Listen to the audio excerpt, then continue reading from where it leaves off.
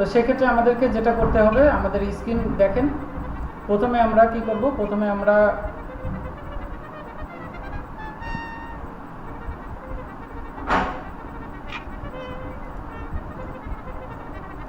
আমরা এখান থেকে প্রথমে যেটা করব সেটা হচ্ছে আমাদের স্পিডটা বাড়ানোর জন্য। রাজীব ভাই কি শুনতে পাচ্ছেন আমার কথা? জি ভাই শুনতে পাচ্ছি। জিসান ভাই শুনতে পাচ্ছেন?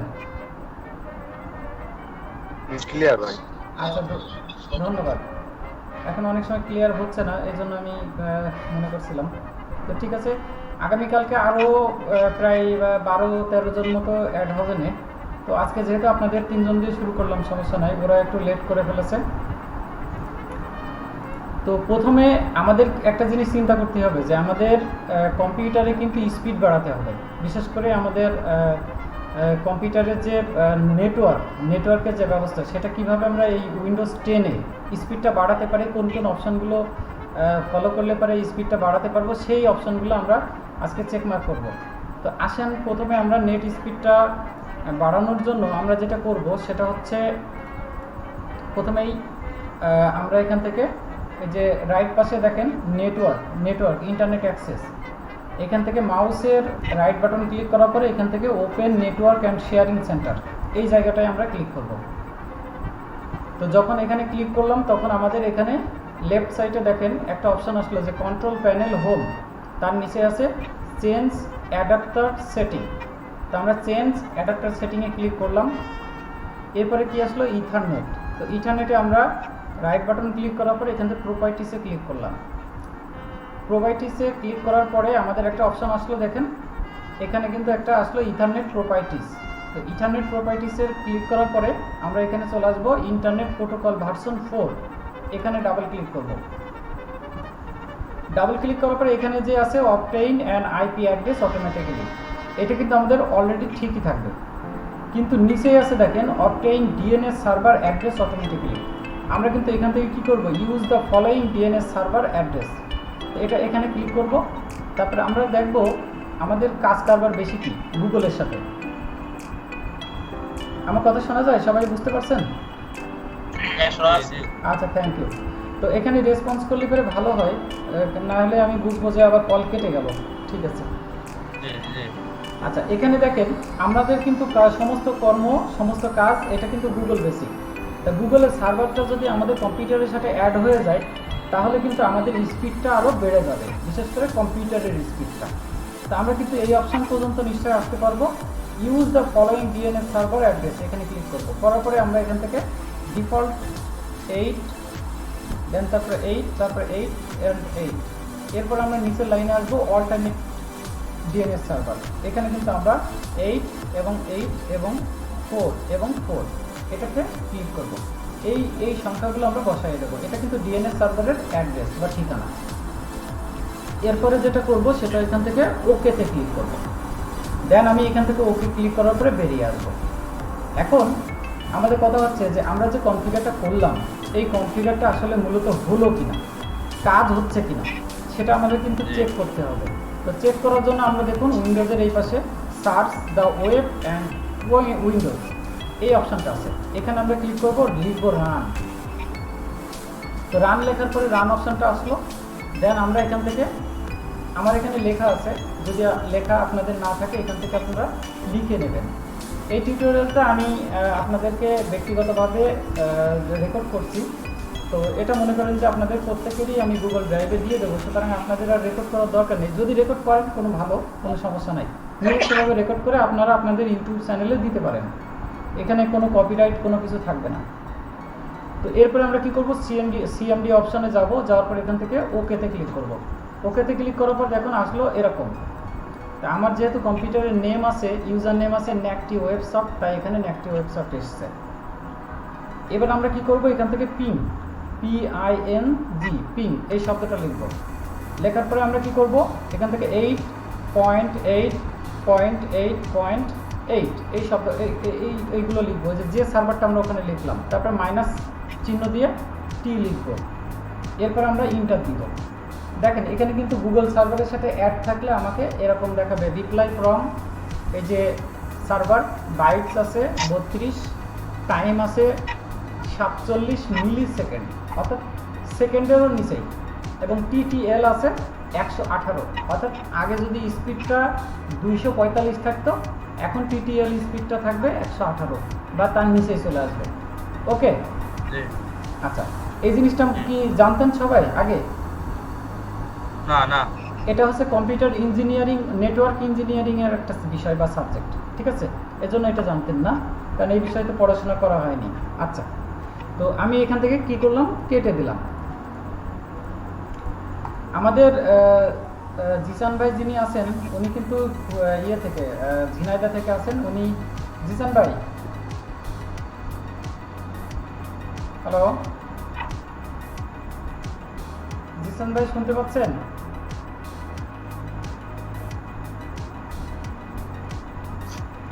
জিসান ভাই, আপনি মাউসটা মুভ করা আছে, মাউসটা সরি, আপনার মাইক্রোফোনটা মুভ করা আছে, ওইটা ইয়ে করেন।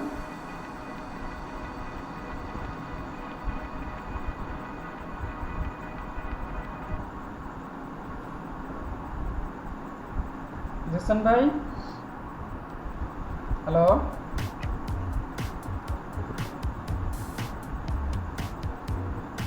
উনি কি কোনো কথাই শুনতে পাচ্ছেন না নাকি? জিসান ভাইয়ের মাইক্রোফোনটা মনে হয় মুভ করা আছে। হ্যাঁ, ওর মিউট করা রয়েছে। হ্যাঁ, মিউট করা আছে। গ্রুপে কল দিচ্ছি, এটা তো সবাই দেখতে পাচ্ছেন না আমরা এখান থেকে? হ্যাঁ ভাই, আপনি কি আমার কথা শুনতে পাচ্ছেন? শোনা যাচ্ছে। ও, তাই যে আপনার মাইক্রোফোনটা মিউট করা আছে, ওটা কি আসলে মিউট না এমনি? আপনি অন করে রাখেন, মিউট করার দরকার নেই। আচ্ছা, যাতে কথা বললে আমি বুঝতে পারি। এখানে আমরা গ্রুপে আছি, সবাই ভাই ভাই আছি ভাই, সমস্যা নাই।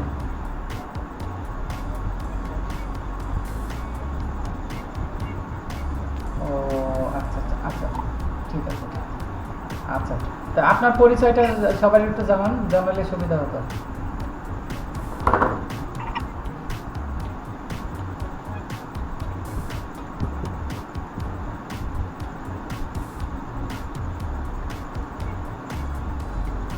আচ্ছা, তাহলে আমরা অলরেডি 11 মিনিট 55 সেকেন্ড চলে আসছি। আমাদের এখানে মিনিটের অনেক মূল্য, কারণ এখানে তো মনে করেন এখন গ্রুপ কলে আছি সবাই। তো এবারে আমরা ফিরে যাচ্ছি আরেকটা কাজে, ওই যে কীভাবে নেটওয়ার্ক স্পিডটা বাড়াবো আমাদের কম্পিউটারের। এটা কিন্তু আমাদের আজকে মূল বিষয় ছিল, এবং এটা এমন একটা গুরুত্বপূর্ণ বিষয় যে এই বিষয়টা যদি আপনারা প্রত্যেকের ল্যাপটপ এবং কম্পিউটারে যদি অ্যাপ্লাই করতে পারেন, তাহলে মনে করেন আপনাদের কাজটা ইন্টারনেট বেস কাজগুলো আরও সহজ হয়ে যাবে। অর্থাৎ এই স্পিডটা কিন্তু আপনাদের হারিয়ে যাবে না, এই স্পিডটা কিন্তু নেটওয়ার্ক আপনাদের কাছ থেকে কেড়ে নিতে পারবে না। অর্থাৎ ফুল যে ব্যান্ডউইথটা আপনারা নিজেরা পাবেন আপনাদের আইএসপি প্রোভাইডারের কাছ থেকে, ইন্টারনেট প্রোভাইডারের কাছ থেকে, তো সেই স্পিডটাই কিন্তু আপনি টোটালি আপনার ব্রাউজারে কাজ করতে পারবেন, যদি আমার এই স্টেপগুলো বা টপিকগুলো যদি আপনারা ফলো করেন।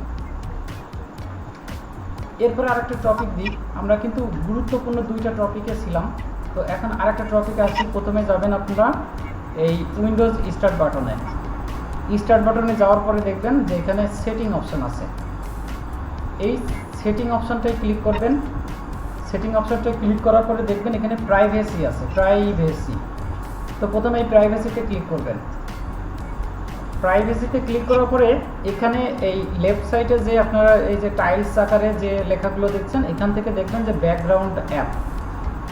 এই ব্যাকগ্রাউন্ড অ্যাপে ক্লিক করবেন।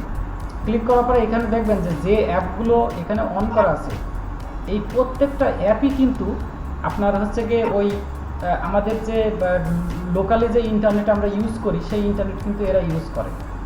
মানে আমরা যে স্পিডটা আমাদের ব্রাউজারে স্পিড ব্যবহার করি, এই যে এই পাশে দেখেন অ্যালার্ম অ্যান্ড ক্লক, এটা কিন্তু ইন্টারন্যাশনালি টাইম জোন টাইম দেয়। তাহলে এটা কিন্তু আমাদের ওই যে কিলোবাইট বলেন আর মেগাবাইট বলেন, ওইটা কিন্তু ও ব্যয় করে, ঠিক আছে? এখন তাৎক্ষণিকভাবে আপনি এটা রাখতে পারবেন কেন? আপনার তো সার্ভার ইউজ করা লাগে, ভিপিএন সার্ভার ইউজ করা লাগে, টাইম জোনটা ইউজ করা লাগে, এজন্য এটা ইউজ করবেন। ওকে, আচ্ছা, তারপরে আপনার এখানে কি আছে, ক্যালেন্ডার। তো ক্যালেন্ডার কিন্তু অলরেডি ইন্টারন্যাশনাল ন্যাশনাল ক্যালেন্ডার দুইটাই লাগে, আমাদের প্রয়োজন লাগে, এবং এটা কিন্তু ওই ভিপিএন সার্ভার বা অন্য কোনো কাজ করতে গেলেও এটা লাগবে। এই ক্ষেত্রে দেখেন ম্যাপটা অন না করে অফ করে রাখবেন। কেন? কারণ ম্যাপটা কিন্তু এক্স্যাক্ট আপনার লোকেশনটা নিয়ন্ত্রণ করে।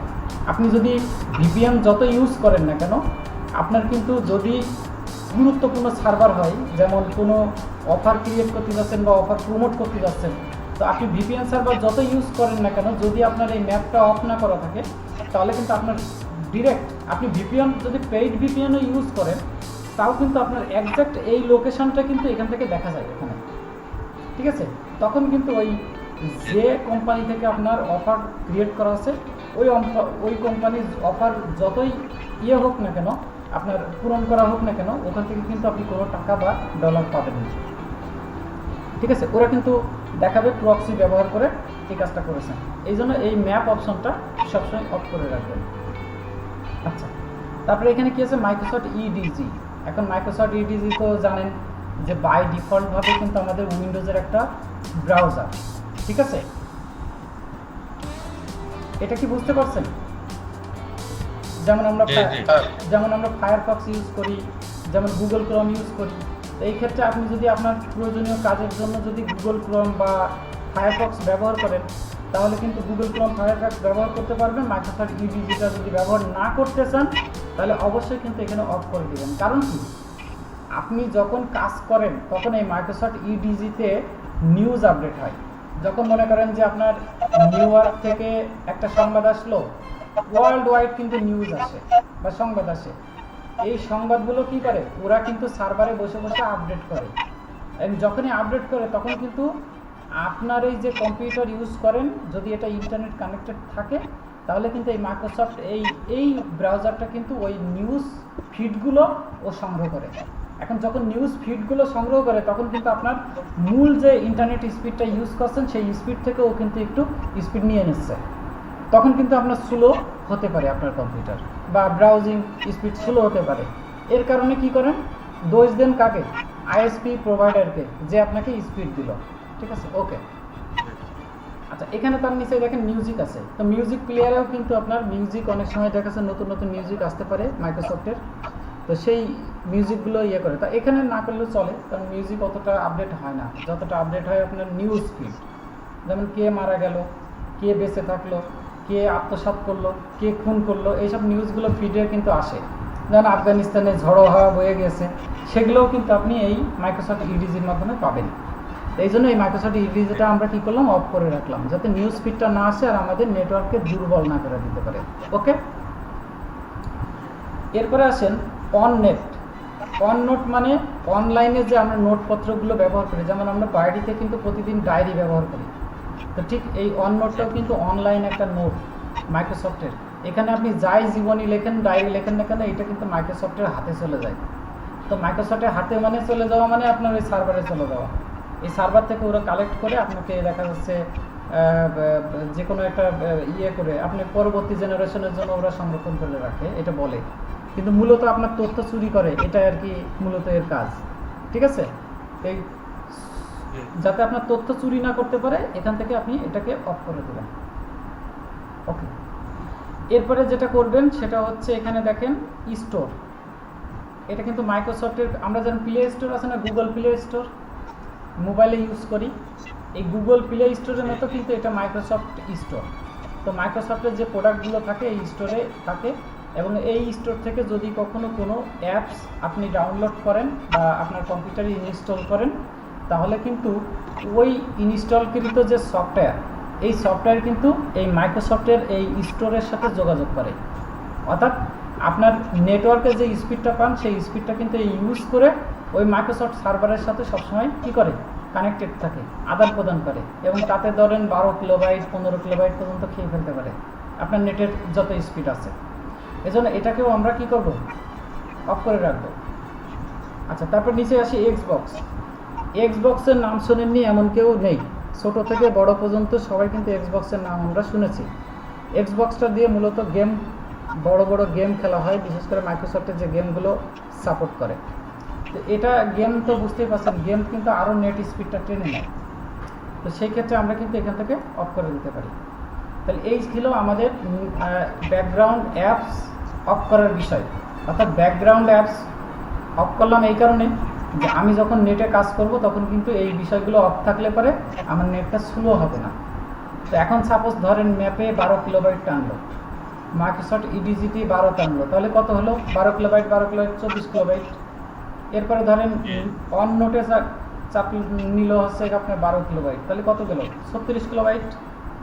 এরপরে আপনার ধরেন স্টোরে নিল আরও 12 কিলোবাইট, তাহলে 4 12 48 কিলোবাইট।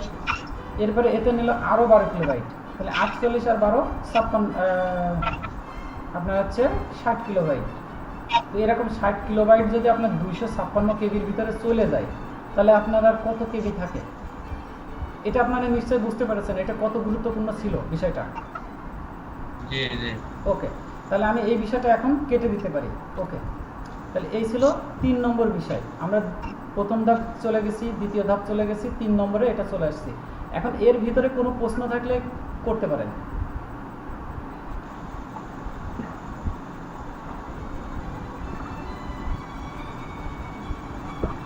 আচ্ছা, আপনাদের কোনো কমেন্ট? ঠিক আছে ভাই, প্রশ্ন নেই। আচ্ছা, কোশ্চেন যদি না থাকে তাহলে আমি পরবর্তীতে এগোবো। জি জি আচ্ছা, থ্যাংক ইউ। তো এরপরে আমরা কি করব? জি ভাই, নেক্সট যান। স্টার্ট বাটনে ক্লিক করব, তারপরে আমরা কি করব? সেটিং এ ক্লিক করব। সেটিং এ ক্লিক করার পরে এবার আসেন আপডেট অ্যান্ড সিকিউরিটি, এই যে রিকভারি অ্যান্ড ব্যাকআপ সেকশনে এখানে ক্লিক করব। করার পর দেখেন আপডেট, এখানে চেক আপডেট, অর্থাৎ এখানে অ্যাডভান্স অপশনে ক্লিক করব। এখানে কি আছে দেখেন তো? অটোমেটিক রিকমেন্ডেড আছে না? জি এই অটোমেটিক রিকমেন্ড থাকলে পরে কি হয়? কম্পিউটারের যখন আপডেট প্রয়োজন ও কিন্তু অটোমেটিক আপডেট নিতে থাকবে। তো একবারে যখন আপডেট নেয় এরা 4 জিবি 5 জিবি 6 জিবি করে আপডেট নেয়। আবার অনেক সময় ছোটো ছোটো সফটওয়্যারে কিন্তু দেখা যাচ্ছে 3 GB 3 megabyte 5 megabyte 10 megabyte 20 megabyte 80 megabyte এইভাবে কিন্তু আপডেট নেয়। তো এই আপডেটগুলো যখন কম্পিউটারে আপনার নেবে, তখন কিন্তু আপনার কম্পিউটারের নেট স্পিডটা স্লো মনে হবে আপনার কাছে। তখন কিন্তু আপনার ওই আইএসপি যারা দিল, প্রোভাইডার যারা দিল, ওদেরকে কিন্তু আপনাকে গালাগালি করতে ইচ্ছা করবে। সত্যি কথা যেটা, যে ওরা আমাকে কি ফাঁকি দিয়েছে, নেট দেওয়ার কথা এতটুকু দিয়েছে এতটুকু, ঠিক আছে? তো এই অপশনটা কিন্তু আমাদের অনেক গুরুত্বপূর্ণ। তাই আমরা কি করব? এখান থেকে নোটিফাই টু শিডিউল রিস্টার্ট, অর্থাৎ ও আমাকে নোটিফাই করবে যে আপনার আপডেট প্রয়োজন। যদি আমি প্রয়োজন মনে করি তাহলে ক্লিক করলেই আপডেট হবে, আর যদি প্রয়োজন না মনে করি ও কিন্তু আপনাকে আপডেট করবে না। ওকে, জি তাহলে আমরা এখান থেকে বেরিয়ে আসলাম। এরপরে কি করব? এরপরে আমরা এখান থেকে এই যে এক্সপ্লোরে যাব। এক্সপ্লোরে যাওয়ার পরে এখানে আর কি আছে আমাদের? এক্সপ্লোরে এখানে দিস পিসি আছে। তো দিস পিসিতে আমরা রাইট বাটন, মাউসে রাইট বাটন ক্লিক করে নিব। নেওয়ার পরে এখান থেকে আমরা যেটা করব সেটা হচ্ছে প্রপার্টিস অপশানে যাব।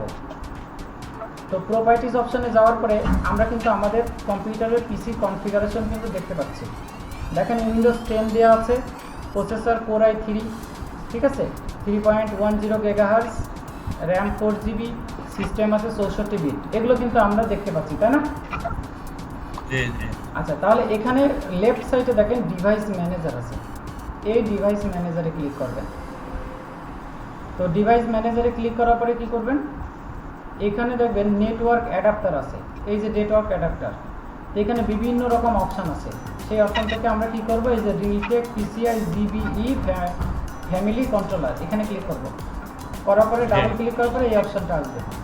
আসার পরে আমরা কি করব? এখানে অ্যাডভান্সে ক্লিক করব। অ্যাডভান্সে ক্লিক করার পরে প্রথমেই দেখেন লার্জ সেন্ড অফলোড আছে না?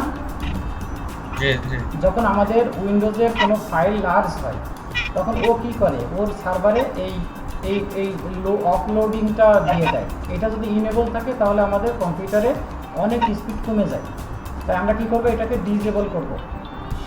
তারপরে কি আছে? Large send offload version 2 IPv6, এখানে ইনেবল আছে, এটাকে আমরা কিন্তু অবশ্যই ডিসেবল করব। ওকে ওকে, তারপরে এখানে কি আছে? Speed and duplex option. এই স্পিড অ্যান্ড ডুপ্লেক্স অপশানে এরকম অটো নেভিগেশন থাকে, নিয়োগ্রেশন। তো অটো নিয়োগ্রেশন যখন থাকে তখন কিন্তু কম্পিউটার স্লো চলে, বিশেষ করে ব্রাউজারে যদি আপনি যান তাহলে অবশ্যই স্লো চলে। তো এখান থেকে কী করবেন? অটো নিগ্রেশনে যে এখানে দেখেন আমার আছে 1 GB হোক, আর আপনাদের এখানে 100 MB ফুল ডুপ্লেক্স, এই অপশানটা ক্লিক করবেন। অনেক সময় দেখবেন যারা এই নেট অপশনটা সেটিং করে দিয়ে যায়, বিশেষ করে আপনার বাড়ির নেট দিয়ে যায় কানেকশন, ইন্টারনেট কানেকশন, তারা কিন্তু এই 10 Mbps ফুল ডুপ্লেক্স দেয়। তো এতে দেখা যাচ্ছে আপনার নেটটা কিন্তু স্লো চলে। তো আপনারা দেবেন অবশ্যই 100 Mbps ফুল ডুপ্লেক্স। এই অপশনটাতে ক্লিক করে এবার এখান থেকে ওকে ক্লিক করে বেরিয়ে আসবেন। আমাদের কিন্তু কিছুক্ষণের জন্য নেট কেটে গেছিল, তাই না? জি আচ্ছা, এখন আমরা এখান থেকে বেরিয়ে আসি। আসার পরে আমরা এখান থেকে চলে যাই। এবার আসি ফাইনাল বিষয়। ফাইনাল বিষয়টা কীরকম দেখেন, এখানে ক্লিক করলাম, তারপরে এখান থেকে দিস পিসি অপশানে ক্লিক করলাম, ম্যানেজ অপশানে ক্লিক করলাম, সরাসরি ম্যানেজ অপশানটা চলে আসলো। এরপরে এখানে দেখেন সার্ভিস অ্যান্ড অ্যাপ্লিকেশন, এই ডাবল ক্লিক করলাম, তারপরে আছে সার্ভিস অপশন। এবার আমরা কি করব, এখান থেকে সার্ভিস অপশানে এখান থেকে নিচে আসবো। এই সিরিয়ালের নিচে এসে এখানে দেখেন উইন্ডোজ, এখানে আছে উইন্ডোজ আপডেট, এখান থেকে উইন্ডোজ আপডেট, এটা উইন্ডোজ আপডেট। তো এই অপশনটাতে ডাবল ক্লিক করব। সবাই একটু লক্ষ্য করেন যে এখানে কিন্তু কি আছে, স্টার্টআপ টাইপ আছে অটোমেটিক, তাই না? জি এই অপশনটা যদি চালু থাকে তাহলে আপনার উইন্ডোজ কিন্তু অটোমেটিক আপডেট নেবে। তা এটা এখন কি অবস্থায় আছে, রানিং অবস্থায় আছে না? জি আমরা এই স্টপ থেকে স্টপ করে দিব, দেখেন স্টপ হয়ে যাচ্ছে।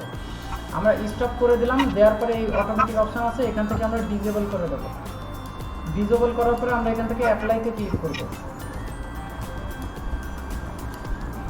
জি এবার আমরা অ্যাপ্লাইতে ক্লিক করার পরে একটু ওয়েট করতে হবে আমাদেরকে। ওকে, এবার আমরা ওকে দিয়ে বেরিয়ে আসবো। তাহলে আমাদের এটা ডিসেবল হয়ে গেল। ব্যাস, এই অপশন থেকে আমরা মুক্ত। তাহলে দেখেন এতগুলো অপশন আছে, যে অপশনগুলোকে আপনাকে মেনটেন্স করার পরেই কিন্তু আপনার ইন্টারনেট স্পিডটা ফাস্ট কাজ করবে আপনার ব্রাউজারে। তাহলে এই অপশনগুলো নিশ্চয়ই আগে জানা ছিল না? না জানা ছিল না। আচ্ছা, তাহলে আমি সর্বলাস্ট আরেকটা অপশন দেখাই দিই।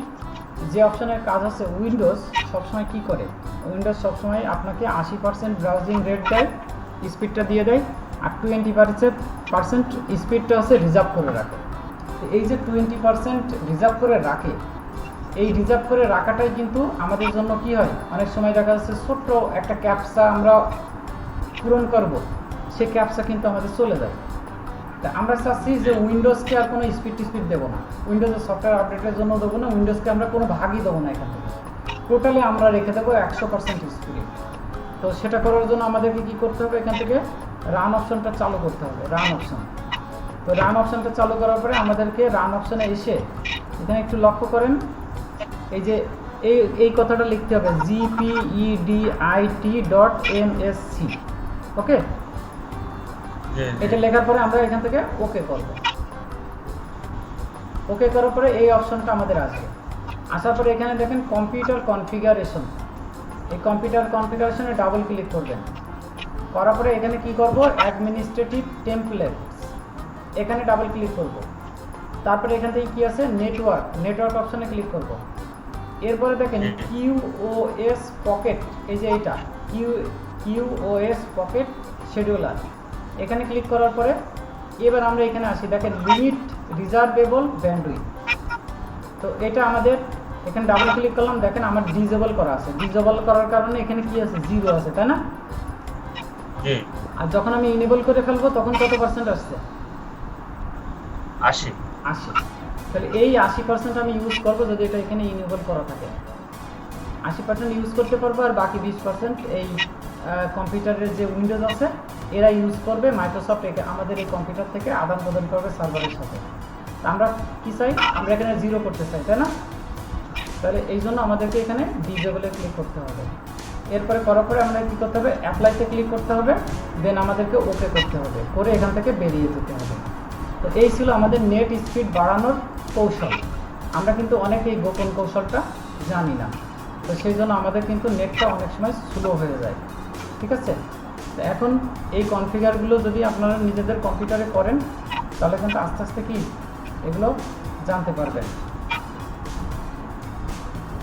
তো এখন কিন্তু 11টা বাজতে আর 7 মিনিট আছে।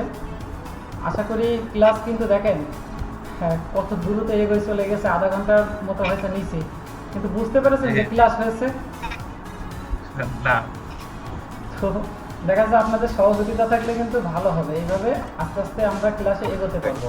আজকে আমরা বেসিক নলেজটা নিলাম, বিশেষ করে ইন্টারনেট স্পিডটা কীভাবে আমাদের কম্পিউটারে ইয়ে করবো।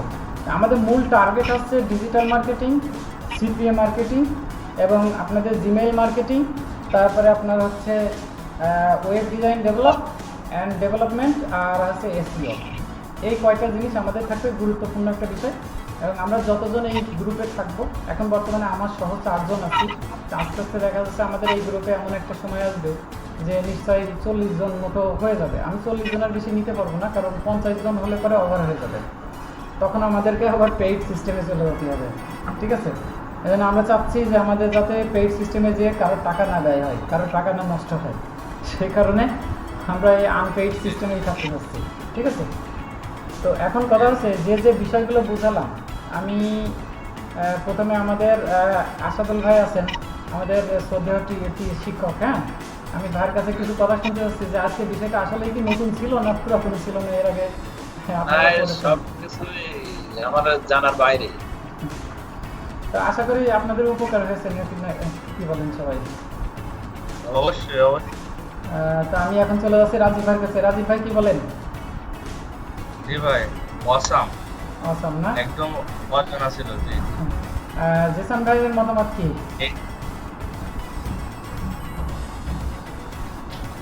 জি ভাই, যেগুলো দেখলাম এগুলো তো অজানাই ছিল, দেখলাম শেখা গেল অনেক কিছু। তো আমাদের ক্লাসটা কিন্তু ওই অন্যান্য ট্রেনিং সেন্টারের মতো বা ট্রেনিং ইনস্টিটিউটের মতো হবে না, কিন্তু আমাদের ক্লাসটা হবে বছরকে বছর, 1.5 বছর, 2 বছর। অর্থাৎ আমরা এই গ্রুপে যতদিন আমি ওদেরকে মানে আপনাদেরকে সবাইকে স্বাবলম্বী না করতে পারছি, ততদিন কিন্তু আমাদের এই গ্রুপের ক্লাস চলবে।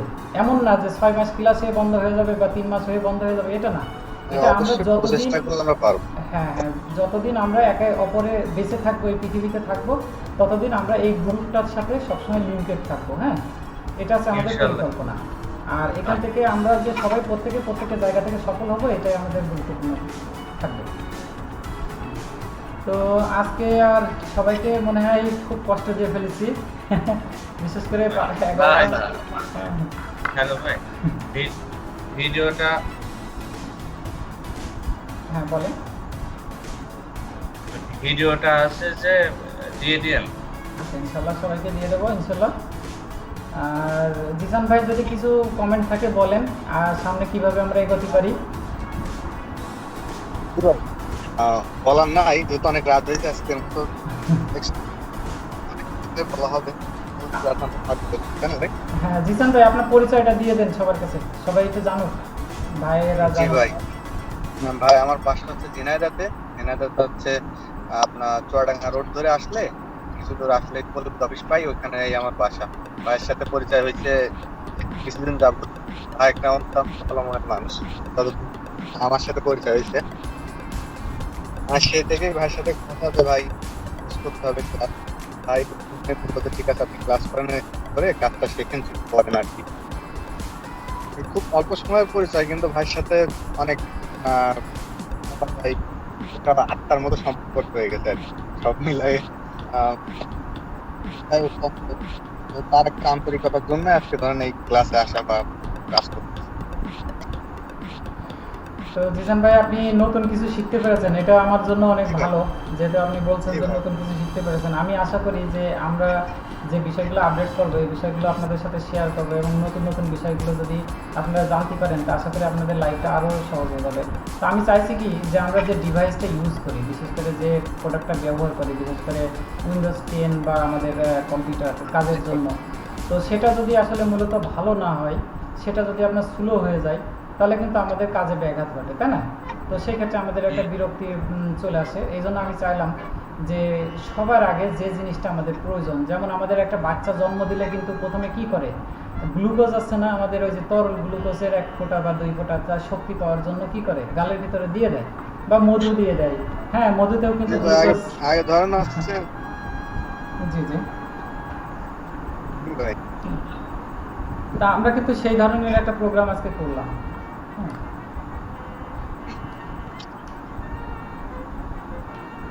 তো জিসান ভাই ভালো থাকবেন। হ্যাঁ জি ভাই, সবাই ভালো থাকবেন এবং ইনশাআল্লাহ।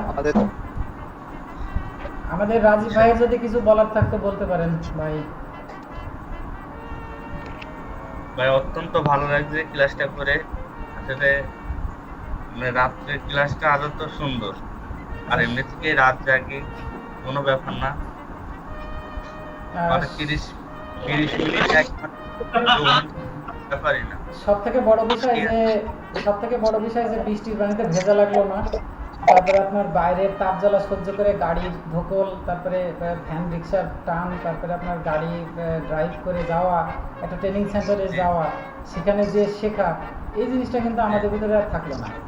আমাদের দূরত্ব যতই হোক না কেন, আমরা কিন্তু এই ভিডিও টিউটোরিয়ালের মাধ্যমে কিন্তু নিকটে চলে আসছি সবাই।